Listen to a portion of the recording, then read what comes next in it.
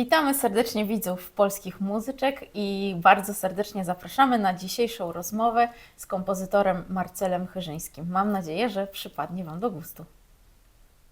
Bardzo się cieszymy, że znalazłeś dla nas chwilę czasu i możemy porozmawiać o Twojej twórczości, która jest niezwykle interesująca i ciekawa. Ja przyznaję, że już jakiś czas temu próbowałam stworzyć Twój portret, żeby zobaczyć, w którą stronę podążają Twoje inspiracje. Oczywiście, no, można powiedzieć teraz, że wynik okazał się bardzo łatwy, biorąc pod uwagę Twoje ostatnie kompozycje, bo mnóstwo jest tam inspiracji właśnie związanych z kulturą Azji.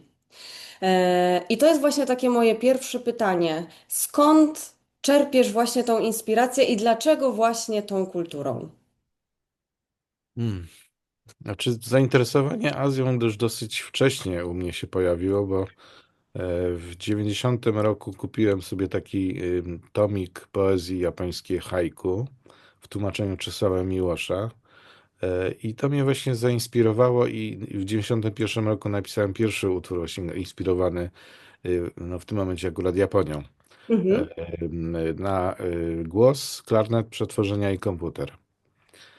I tam wybrałem sobie, już nie pamiętam ile, 14 czy 16 tych haiku i tak sobie po prostu ułożyłem, żeby mi się to, jakaś ta narracja, były jakieś właśnie napięcia, odprężenia, kulminacje i w ten sposób sobie je poukładałem i właśnie zależało mi na tym, żeby te haiku były czytelne, więc tam nie było żadnych przetworzeń na tekście, tylko tekst był mówiony, natomiast jakby już w tej elektronice i klarnet był podpięty do pitch to MIDI converter i grane były barwami też syntezatorowymi oprócz tego, oprócz barwy klarnetu.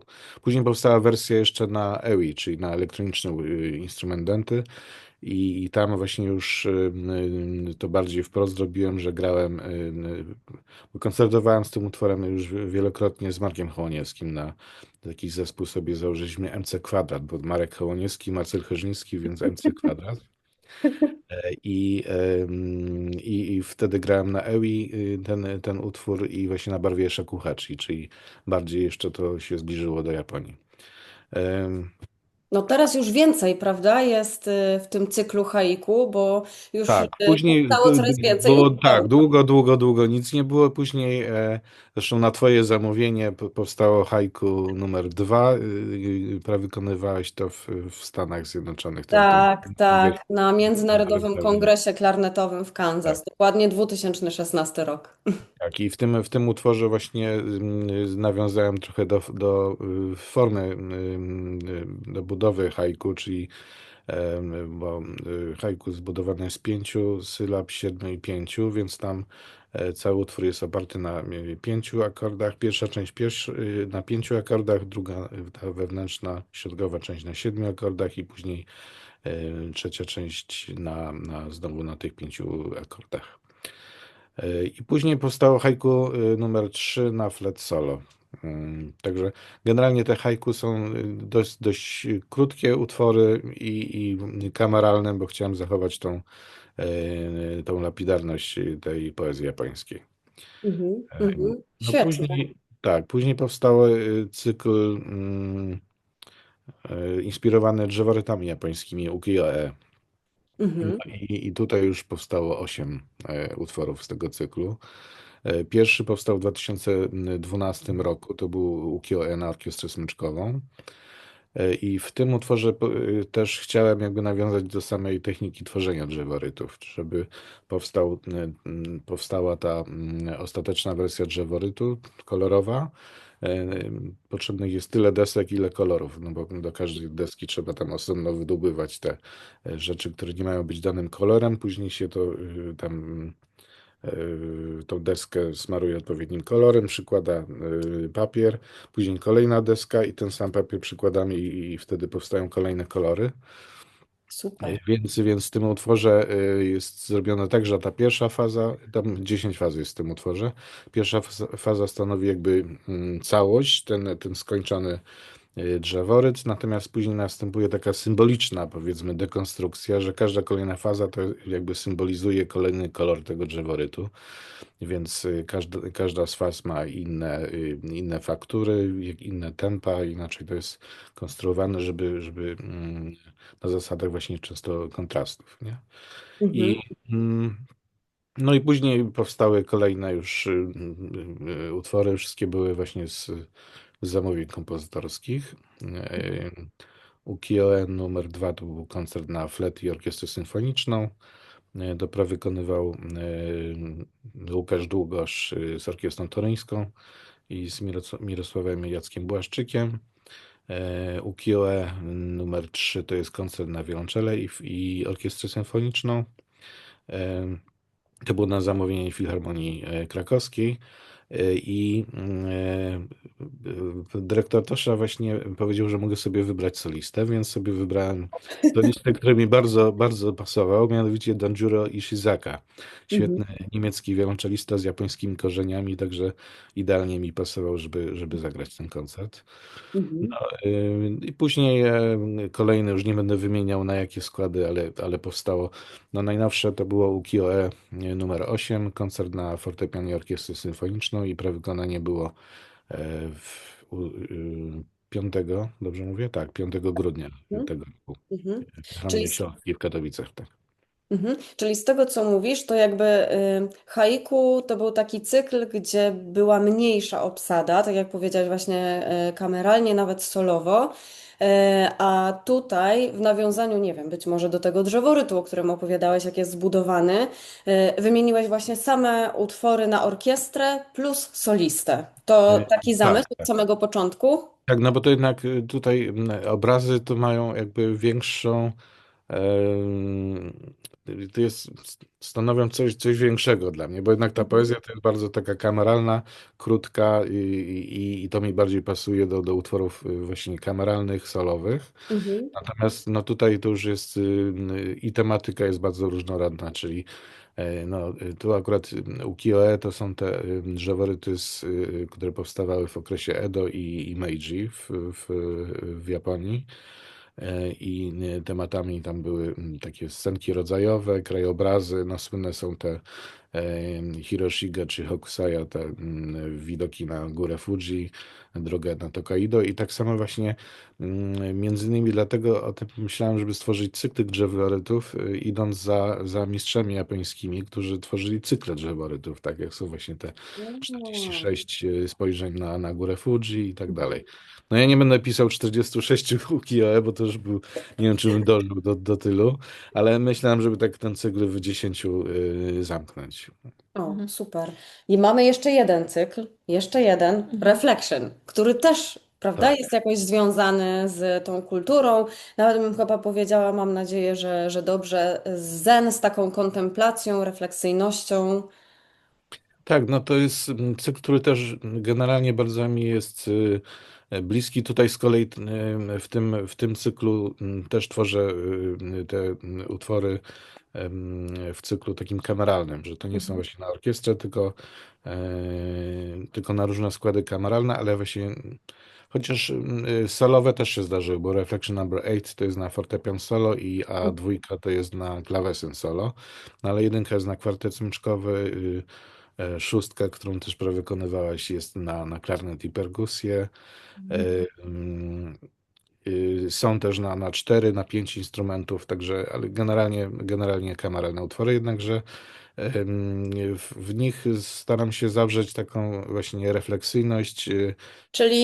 Czy jeśli ja dobrze rozumiem, ważniejsza jest w zasadzie dla Ciebie inspiracja niż zespół, na który piszesz? Chodzi mi o to, czy masz jakiś ulubiony, oprócz klarnetu oczywiście, jakiś ulubiony zespół instrumentów, czy bardziej właśnie to jest ta inspiracja, która potem przeradza się w dźwięki niezależnie od instrumentarium? Znaczy, mam swoje ulubione instrumenty. Takim instrumentem jest klarnet, wspomniany przez Ciebie. Takim instrumentem jest wiolonczela, fortepian.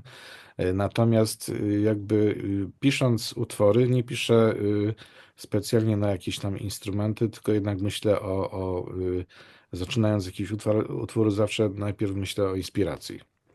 Mhm. nigdy nie zacząłem utworu bez inspiracji, ale inspiracje są oczywiście różne. No, może być to poezja. No, mówię oczywiście o moim przypadku, wiesz, nie tylko moim, ale w moim przypadku jest tak, że no, to jest poezja, to są jakieś obrazy, drzeworyty japańskie, ale też obrazy, na przykład druga symfonia na Wielką Orkiestrę Symfoniczną była inspirowana obrazami Jerzego Nowosielskiego.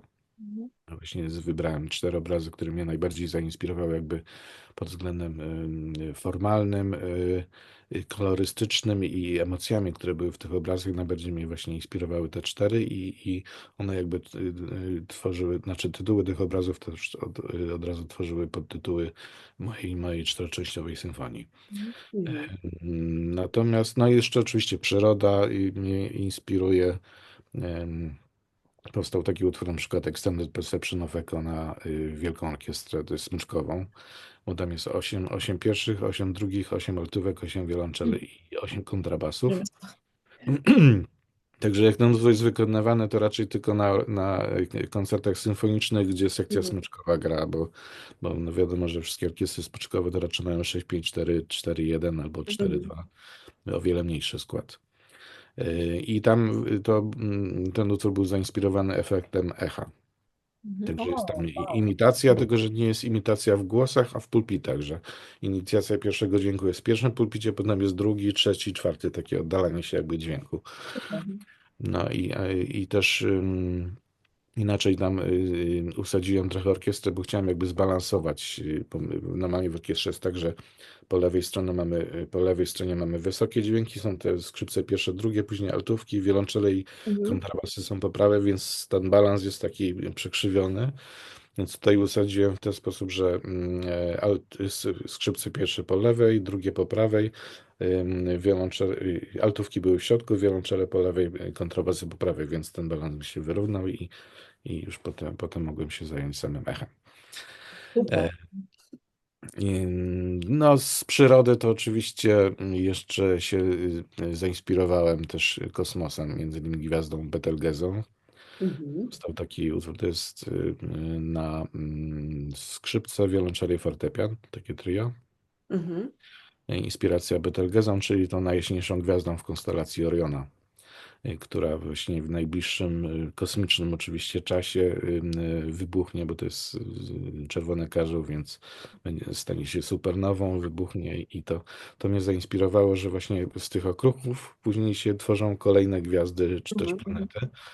I to jest taka może forma nie do końca otwarta, ale tak zakomponowana, że zaczyna się właśnie tym pyłem, który jakby tworzy tą planetę. Potem jest właśnie utworzenie tej planety. Mhm. Jest w złotym środku jest takie duże boom, czyli ten wybuch supernowej, który jak na przykład na Penderecki w kosmogonii ten Sol na wyrazie Sol, czyli Słońce zrobił takie czyste S-dur Mhm. i całej magmie, tak u mnie to się pojawia na tym wybuchu czyste C-dur po prostu. Mhm. Wielokrotnie. No O, i później tak, i później takie są znowu ten rozbicie tych dźwięków. Notabene sam fortepian kończy ten utwór. Więc jest pokazanie właśnie, że ten proces jest po prostu trwa na okrągło, że tutaj właśnie są te gwiazdy, które się tworzą, później one wybuchają i tworzą się nowe z tej materii. Także to mnie też tak zainspirowało. Z Wasią miałyśmy przyjemność wykonywać niektóre Twoje utwory na klarnet i fortepian i tam mnie zawsze fascynowały harmonie i też to, że było bardzo wygodnie napisane na fortepian. A czy mógłbyś się z nami podzielić swoją refleksją, jak myślisz, jak odbiera publiczność Twoją muzykę? To pytanie dla publiczności. Nie, po Znaczy, prostu tutaj tworzymy takie przemyślenia, że kompozytor bez wykonawcy i trochę współczesny wykonawca bez muzyki nowej, kompozytorów nie istnieją, no ale też później chcemy tą muzykę przekazać publiczności, no bo wykonawca bez publiczności też nie istnieje, więc oczywiście, bo wydaje oczywiście. nam się to bardzo ważny też element. No, niektórzy kompozytorzy, nie wiem, czy czy tak tylko tak mówią, czy nie, że mówią, że piszą dla siebie, nie? Jak mówisz. No, ale to wiadomo, że też z chęcią usłyszą publiczność, jak im się podoba publiczność, to też jest wiadomo Mhm. bardzo przyjemne dla kompozytora, jeżeli się spodoba utwór. Ja oczywiście piszę utwory nie tylko dla siebie, ale piszę też oczywiście dla wykonawców i dla publiczności. E,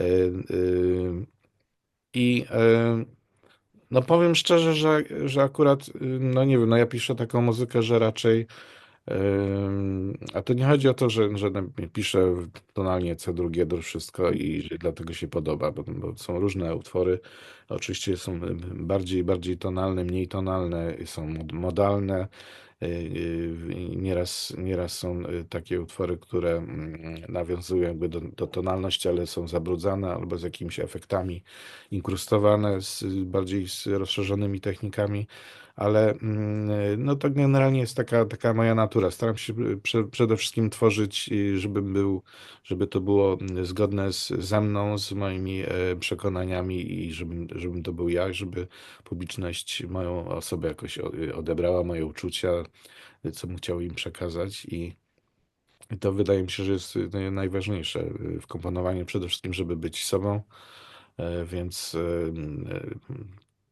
to co jest, znaczy tam niby jest ta triada, taka ta antyczna, ja powiem, że mi wystarczy te dwa elementy mi wystarczą, że piękno i prawda, y, te dwa elementy są dla mnie najważniejsze w muzyce. No to piękna definicja twojego stylu.